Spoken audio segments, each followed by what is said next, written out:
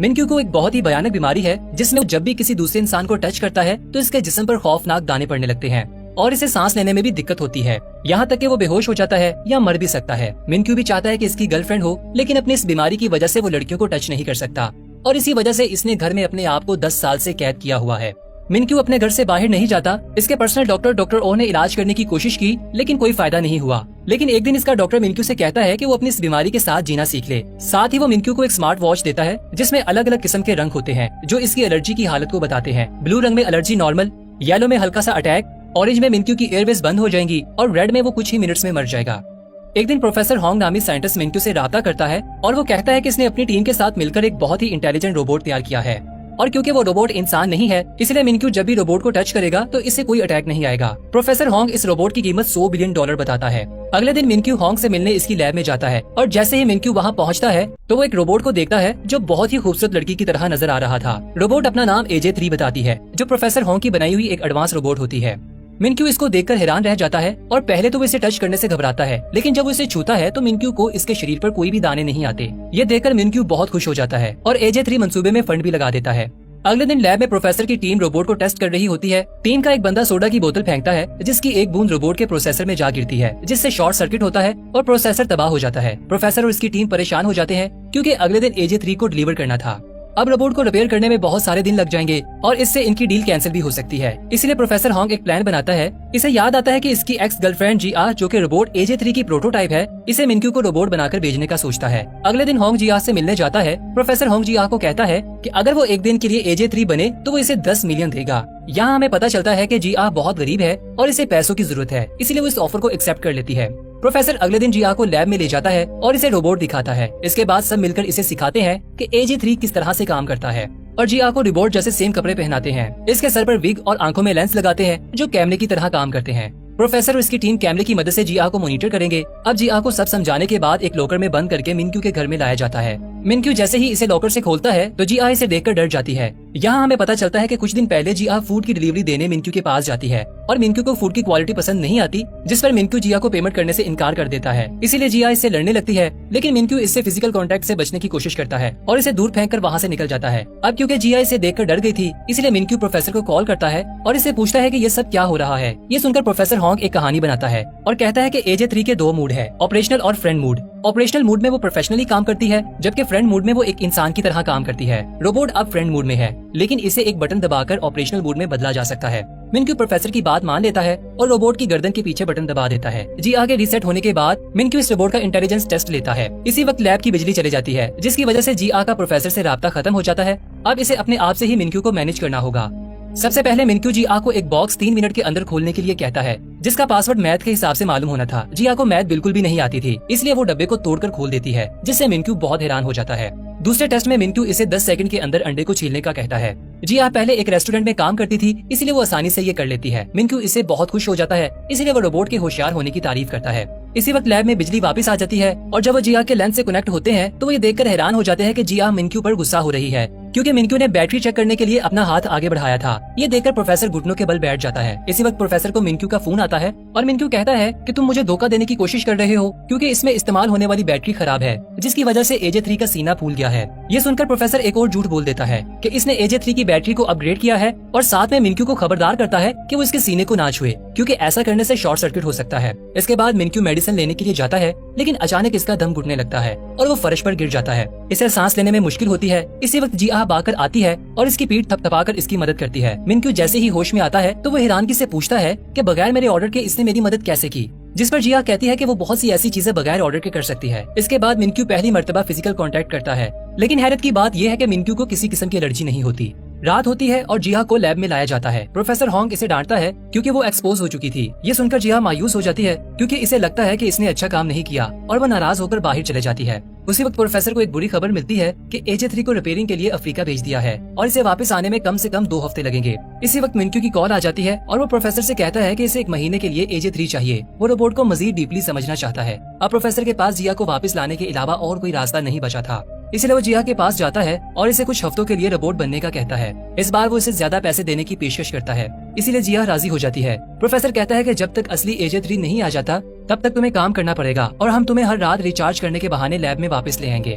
अगले दिन बदकिस्मती से जिया को डायरिया हो जाता है और वो मैनेज करने की बहुत कोशिश करती है, लेकिन गलती से वो फार्ट कर देती है। मिनक्यू हैरानगी से पूछता है कि ये क्या आवाज है, जिस पर रोबोट जवाब देता है कि ये आपने किया है मेरे मालिक। जल्द ही गंध चारों तरफ फैल जाता है, इसलिए जिया इसे कपड़े बदलने का कहती है। भोला बाला मिनक्यू इस पर यकीन कर लेता है क्योंकि इसके अलावा यहाँ और कोई इंसान नहीं है, और वो कपड़े बदलने चला जाता है। इसका फायदा उठाकर वो भागकर वॉशरूम की तरफ निकल जाती है। मिनक्यू जल्दी से वापस आ जाता है और वो देखता है कि रोबोट गायब है। वो इसे घर में ढूंढने लगता है और आखिरकार वो देखता है कि जिया इसके महंगे परफ्यूम से टॉयलेट को साफ कर रही है। मिनक्यू ये देखकर हैरान हो जाता है और कहता है कि रोबोट तो पानी को हाथ नहीं लगाते, तो तुम ये सब कैसे कर रही हो। इस वक्त जिया झूठ बोल देती है कि वो एक एडवांस रोबोट है जो इन सभी कामों में माहिर है। जब मिनक्यू जाने वाला होता है तो वो नोटिस करता है कि जिया के चेहरे पर पसीना आ रहा है। वो इसके करीब जाने की कोशिश करता है, लेकिन इसका पैर साबुन पर आने की वजह से वो गिर जाता है। जिया इसकी तरफ भागती है, लेकिन मिनक्यू को बचाने की बजाय वो परफ्यूम पकड़ती है और इसके ऊपर गिरा देती है। लोहे की प्लेट की वजह से इसकी पसलियों पर चोट लग जाती है। अगले दिन जिया सफाई कर रही होती है तो वो गलती से कार्ड्स गिरा देती है, जिसे मिनक्यू ने 10 साल से संभाल कर रखा हुआ था। ये देखकर मिनक्यू गुस्सा होता है और इससे पहले कि वो मजीद इसे कुछ कहता, वो कहती कि इसकी बैटरी 5% तक पहुंच गई है और वो अपने आप को स्टैंड बाई मोड पर होने का बहाना करती है। इसके बाद मिनक्यू प्रोफेसर हॉन्ग से मिलता है और इसे कहता है कि रोबोट की गलतियों की वजह से वो बहुत परेशान हो गया है, लेकिन प्रोफेसर इसे कहता है कि इसे और डीप रिसर्च के लिए वक्त दिया जाए, और मिनक्यू इस पर राजी हो जाता है। अगले दिन मिनक्यू का बहुत खसूसी मेहमान आने वाला था, इसलिए वो जिया को बाहर आने से मना करता है। वो कोई और नहीं बल्कि रिया इसकी पहली मोहब्बत थी। मिनक्यू इसे देखकर बहुत खुश होता है, लेकिन जब रिया इसके कंधे पर हाथ रखती है तो मिनक्यू के जिस्म पर एलर्जी होने लगती है और वो ये सब रिया से छुपाने की कोशिश करता है। इसके बाद वो एक इम्पोर्टेंट मीटिंग का बहाना बनाकर घर की तरफ भागता है ताकि वो किसी तरह इस कमरे में पहुंच जाए जहां इंजेक्शन रखा हुआ था। मिनक्यू बहुत कमजोर हो चुका था और वो सिरिंज पकड़ने में नाकाम रहता है। तभी जिया देखती है कि मिनक्यू जमीन पर लेटा हुआ है और इसे सांस लेने में मुश्किल हो रही है। इसी वक्त सीन शिफ्ट होता है और हमें वो वक्त दिखाया जाता है जब मिनक्यू को एलर्जी नहीं थी और मिनक्यू के लिए सब कुछ नॉर्मल था। छोटा मिनक्यू जब कार्ड्स का पहला घर बनाता है तो इसके पेरेंट्स बहुत खुश होते हैं। अगले सीन में हर कोई मिनक्यू के जन्मदिन पर इसकी पार्टी पर आया होता है। पार्टी के बाद सब कार में वापस जा रहे होते हैं, तभी एक बलून इसके बाप के सामने आ जाता है, जिसकी वजह से सामने आने वाला ट्रक इन्हें टक्कर मार देता है। अगले सीन में मिनक्यू हॉस्पिटल में उठता है। छोटा मिनक्यू अपने पेरेंट्स के लिए रो रहा होता है जो दोनों हादसे में मर गए थे। दिन के वक्त बहुत सारे रिश्तेदार इससे मिलने आते हैं और इसका बड़ा बनने की कोशिश करते हैं, लेकिन असल में वो इसके बाप के पैसे का वारिस बनना चाहते थे। लेकिन जब मिनक्यू बाथरूम में जाता है तो इसे जेब से एक नोट मिलता है जिसमें लिखा होता है कि किसी भी पेपर पर सिग्नेचर नहीं करना। अगले दिन यूचुल नामी इसका एक दोस्त आता है और मिनक्यू के हाथ में एक अडॉप्शन पेपर देता है कि इसे इसके बाप ने बेचा है और अच्छा होगा कि अगर वो इसका भाई बन जाए। मिनक्यू थोड़ी देर सोचता है और आखिरकार वो कागजात पर सिग्नेचर कर देता है। यूचुल अपने दोस्त का हाथ पकड़ता है, लेकिन जब मिनक्यू नीचे देखता है तो यूचुल का हाथ शैतानी पंजे में बदल रहा था। मिनक्यू डरकर वहाँ से भाग जाता है और देखता है कि यूचुल ने जहाँ से इसे पकड़ा था वहाँ अजीब से छाले पड़ने लगे हैं। थोड़ी देर बाद यूचुल अपने बाप के पास वापस जाता है और इसे कागजात देते हुए कहता है कि काम हो गया है, लेकिन जब इसका बाप आखिरी सफा देखता है तो इसे पता चलता है कि मिनक्यू ने सिग्नेचर की जगह कुछ और लिख दिया है। इसके बाद छोटा मिनक्यू एक खाली हवेली में जाता है और इस दिन के बाद वो दूसरे इंसानों से दूर रहता है क्योंकि हर कोई इसकी प्रॉपर्टी हड़प करना चाहता था और वो दूसरे इंसानों को नाले का कीड़ा समझने लगा था, जिसकी वजह से इसे एलर्जी होने लगी थी। इसके पर्सनल डॉक्टर के अलावा एलर्जी के बारे में कोई नहीं जानता था।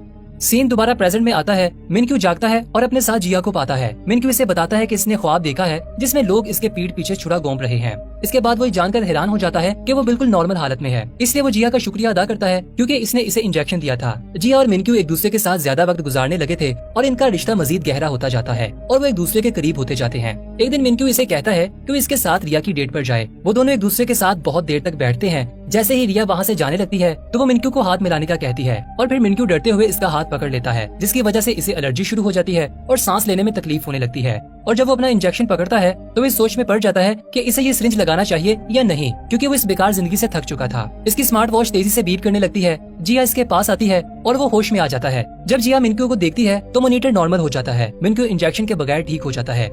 थोड़ी देर बाद वो दूसरे अपार्टमेंट में वापस जाने का फैसला करते हैं, लेकिन जब वो जा रहे होते हैं तो एक बंदा गलती से मिनक्यू से टकरा जाता है और वो चेक करने के लिए कि मिनक्यू ठीक है इसे पकड़ लेता है। लेकिन हैरानगी की बात ये है कि इसे एलर्जी नहीं होती। ये देखकर मिनक्यू ज्यादा हजूम में जाने का फैसला करता है ताकि वो खुद को चेक कर सके, क्योंकि ऐसा इसने 10 सालों में नहीं किया था। जैसे ही वो बाहर निकलते हैं एक बच्चा मिनक्यू के हाथ से टकराता है, लेकिन दोबारा कुछ नहीं होता।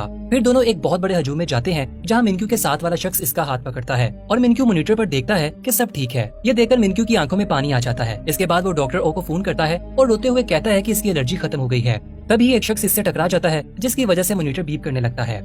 दूसरी तरफ जिया मिनक्यू को ढूंढना शुरू करती है। जब वो मिनक्यू को देखती है तो इसकी एलर्जी खत्म होने लगती है और जब एक जोड़ा इन दोनों के दरमियान में आता है तो एलर्जी फिर से वापस आ जाती है। मिनक्यू अपने डॉक्टर को बताता है कि कोई यहाँ पर है जिसे मैं देखता हूँ तो एलर्जी खत्म हो जाती है, और जब इसे नहीं देख पाता तो एलर्जी फिर से वापस आ जाती है। इसके बाद जिया मुस्कुराती है और मिनक्यू कॉल बंद कर देता है और जिया को गले लगा लेता है और कहता है कि मैं तुम्हारे लिए दुनिया की सबसे बड़ी बैटरी खरीदूंगा। इसके बाद वो डॉक्टर ओ से फोन पर बात करता है और इसे कहता है कि अब वो बिल्कुल ठीक है। डॉक्टर भी हैरान है कि पहली बार मिनक्यू को एक इंसान के टच करने के बाद इंजेक्शन की जरूरत नहीं पड़ी। इसके बाद मिनक्यू जहाँ भी जाता है वो जिया को अपने साथ ले जाता है और इसे अपना सबसे अच्छा दोस्त समझता है। इसी दौरान एजे रोबोट रिपेयर हो जाता है, लेकिन इसे प्रोफेशनली काम करने के लिए कुछ वक्त लगेगा। प्रोफेसर कहता है कि एजे 3 कुछ दिन के बाद बिल्कुल ठीक हो जाएगा। जिया, जिसे मिनक्यू के साथ रहने की आदत पड़ गई थी, वो ये खबर सुनकर उदास हो जाती है। एक दिन मिनक्यू जिया को एक रेस्टोरेंट में ले जाता है, लेकिन इसे एक अलग मेज पर अकेले बिठा देता है। फिर वो रिया और इसके बाप को मिलता है। वो तीनों बातें कर रहे होते हैं तो वो दूर बैठी जिया परेशान नजर आती है। कुछ देर के बाद जब मिनक्यू इसे लेने आता है तो वो इसे नजरअंदाज करती है और चले जाती है। अब मिनक्यू तभी सेफ है जब वो जिया के पास हो, लेकिन एक दिन वो अकेला एक गैस स्टेशन पर जाता है और अटेंडेंट पीछे डिक्की में क्रेडिट कार्ड उठाता है। जब वो क्रेडिट कार्ड वापस करता है तो मिनक्यू की उंगली पर टच करता है, लेकिन इस पर ध्यान नहीं देता और वहाँ से चला जाता है। थोड़ी दूर जाने के बाद इसे याद आता है कि अटेंडेंट के हाथ के टच करने के बाद इसे कुछ भी महसूस नहीं हुआ और मॉनिटर बिल्कुल नॉर्मल है, हालांकि जिया भी इसके साथ नहीं है। इसके बाद क्यूमिन अपने प्रोफेशनल डॉक्टर को मिलने जाता है और इसे पिछले 10 सालों से इसकी मेहनत का शुक्रिया अदा करता है कि वो अब बिल्कुल ठीक हो गया है। इसके बाद डॉक्टर क्यूमिन से कहता है कि वो एजे 3 को वापस भेज सकता है क्योंकि अब वो मुकम्मल ठीक हो गया है। अगले दिन क्यूमिन प्रोफेसर के पास जाता है और कहता है कि वो रोबोट से मोहब्बत करता है। प्रोफेसर कहता है कि वो एक रोबोट के बारे में बात कर रहा है जो पहले से प्रोग्राम किया गया था। ये सुनकर मिनक्यू कहता है कि वो पागल हो रहा है और प्रोफेसर से इसका हल पूछता है। अगले दिन प्रोफेसर मिनक्यू के पास आता है और इसे कहता है कि एक रास्ता है, अगर वो एजे 3 को रीसेट कर दे, इसी तरह वो सब कुछ भूल जाएगी और तुम अपनी जिंदगी में आगे बढ़ सकोगे। मिनक्यू उदास हो जाता है, लेकिन वो जानता है कि अब यही रास्ता बचा है। इसके बाद जिहा भी ये खबर सुनती है और वो भी परेशान हो जाती है। जिहा आखिरी बार एजे 3 के कपड़े पहनती है। अगले सीन में हम देखते हैं कि जिहा मिनक्यू के सामने खड़ी है और बर्फबारी हो रही है और मिनक्यू इसे आखिरी बार सैर के लिए ले जाता है और वापस हवेली में ले आता है। आखिरकार वो एक दूसरे का सामना करते हैं। मिनक्यू इसका शुक्रिया अदा करता है। ये सुनकर जिहा की आंखों में आंसू आ जाते हैं। इसके बाद मिनक्यू जिहा के पास जाता है और इसे अपनी माँ का हार निकालकर जिहा के गले में डाल देता है। इसके बाद वो इसे गले लगाता है और मिनक्यू रीसेट का बटन दबा देता है। लैब में असली एजे 3 रिपोर्ट करता है कि मिनक्यू का फोल्डर डिलीट कर दिया गया है। रात को मिनक्यू और जिहा सोते वक्त रोते हैं। जिहा इतनी रोती है कि अगली सुबह वो बीमार पड़ जाती है। इसे हॉस्पिटल ले जाया जाता है और हम देखते हैं कि इसने अभी भी मिनक्यू की माँ का हार पहन रखा है। इसके बाद वो दोनों अपनी जिंदगी में आगे बढ़ जाते हैं, जहाँ जिहा अपनी दादी के शहर चली जाती है, जबकि मिनक्यू रिहा के साथ शादी की तैयारी करता है। एक दिन मिनक्यू ट्रेन पर चढ़ता है, जहाँ वो एजे 3 जैसा चेहरा देखता है और वो सोचता है कि ये वही सेम रोबोट है। दोनों एक दूसरे के आमने सामने बैठने के बावजूद कुछ भी बात नहीं करते, क्योंकि जिहा को मिनक्यू के साथ बोलने से मना किया गया था। लेकिन मिनक्यू को शक होता है कि ये वही रोबोट है, इसलिए वो प्रोफेसर को फोन करता है और कहता है कि इसने एजे 3 जैसा चेहरा देखा है। जिस पर प्रोफेसर कहता है कि इसने रोबोट को किसी ऐसे शख्स पर बनाया था जो इसका जानने वाला था। मिनक्यू कहता है कि क्या वो इससे बात कर सकता है, जिस पर प्रोफेसर इसे मना करता है। प्रोफेसर के मना करने के बावजूद भी ये इसका पीछा करता है और इसके साथ बात करने का कहता है, जिस पर जिहा मसरूफ होने का बहाना करती है। लेकिन मिनक्यू इसका इंतजार करने के लिए बैठ जाता है। इसी दौरान जिहा जल्दी से किचन में जाती है और अपने गले से हार उतारकर प्लेट में छिपा देती है। बहुत सारा टाइम गुजर जाता है, लेकिन मिनक्यू अभी भी वहाँ पर बैठा होता है, जिसकी वजह से जिहा इससे बात करने पर मजबूर हो जाती है और वो इसे बताती है कि इसने 4 साल पहले डॉक्टर होंग से पैसे लिए थे और तुम्हारे सामने रोबोट होने का नाटक किया था। मिनक्यू इससे मजीद पूछने की कोशिश करता है, लेकिन जिहा इसे कहती है कि वो यहाँ से चला जाए, वरना वो पुलिस को कॉल करेगी। मिनक्यू चालाकी से इसकी दादी से पूछता है कि क्या इसके पास रहने के लिए कमरा है, जिस पर वो औरत हाँ कह देती है और इसे रात को यहीं पर रहने देती है। अगले कुछ दिनों तक वो दादी के साथ अच्छे ताल्लुक बना लेता है, साथ ही जिहा की तवज्जो भी हासिल कर लेता है और इसे अपने साथ गुजारे वक्त की याद दिलाता है। एक दिन मिनक्यू रेस्टोरेंट पर जाता है और इसे पता चलता है कि जिहा यहाँ से जा चुकी है, इसलिए वो यहाँ इसे हर जगह ढूंढने लगता है। आखिरकार वो इसे ढूंढ लेता है और इसे देखकर जिहा जल्दी से नेकलेस को छुपा लेती है, लेकिन वो नेकलेस देख लेता है। ये जानकर के इसके साथ धोखा हुआ है, इसे बहुत बुरा फील होता है, लेकिन इससे पहले कि वो इसे कुछ कहता, इसकी एलर्जी दोबारा से जाहिर होने लग जाती है और मॉनिटर डेड पर पहुंच जाता है, जो पहले कभी ऐसा नहीं हुआ था। आखिरी सीन में वो जमीन पर गिर जाता है और इसके बचने के इम्कान बहुत कम होते हैं। यहाँ पर यह दिलचस्प मूवी खत्म हो जाती है।